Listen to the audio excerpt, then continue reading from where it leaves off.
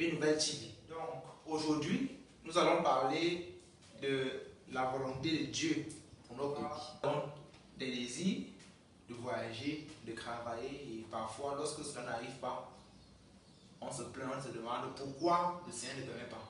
Et parfois, comprenez que le plan de Dieu pour notre vie n'est pas toujours ce que nous on veut.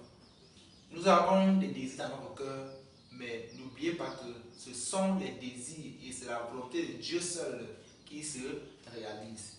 Nous allons prendre aujourd'hui un passage qui va beaucoup nous inspirer.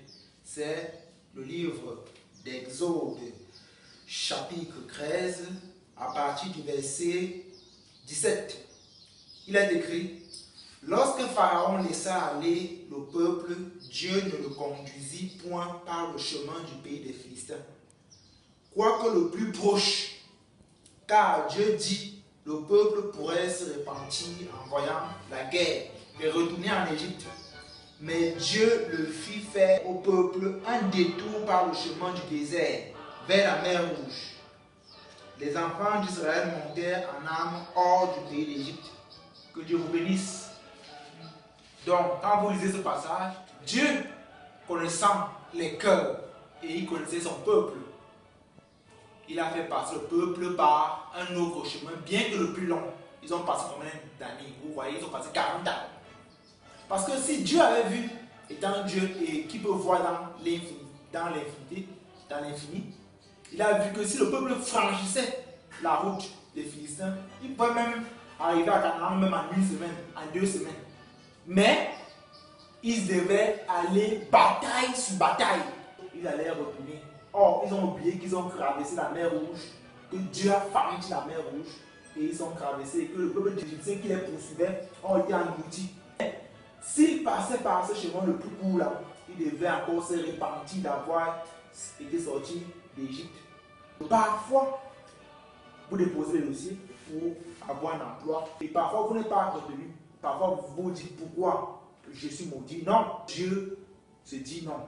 Ma fille n'est pas encore suffisamment affermie.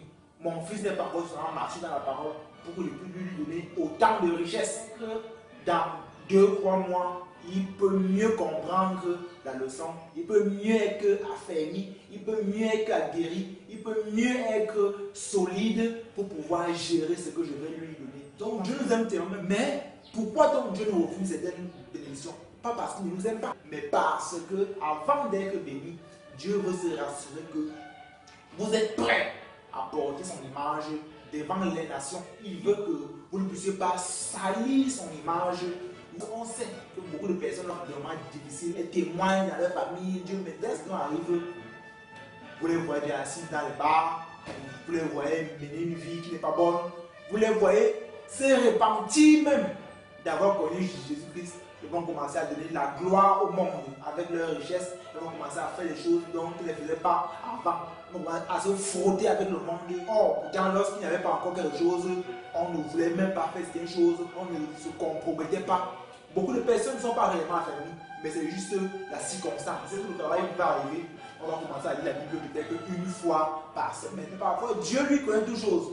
Et il vous connaît. Voilà pourquoi parfois, cherchons d'abord la volonté de Dieu. La Bible déclare même que cherchez premièrement le royaume des cieux et sa justice. Et toutes choses vous seront données par-dessus.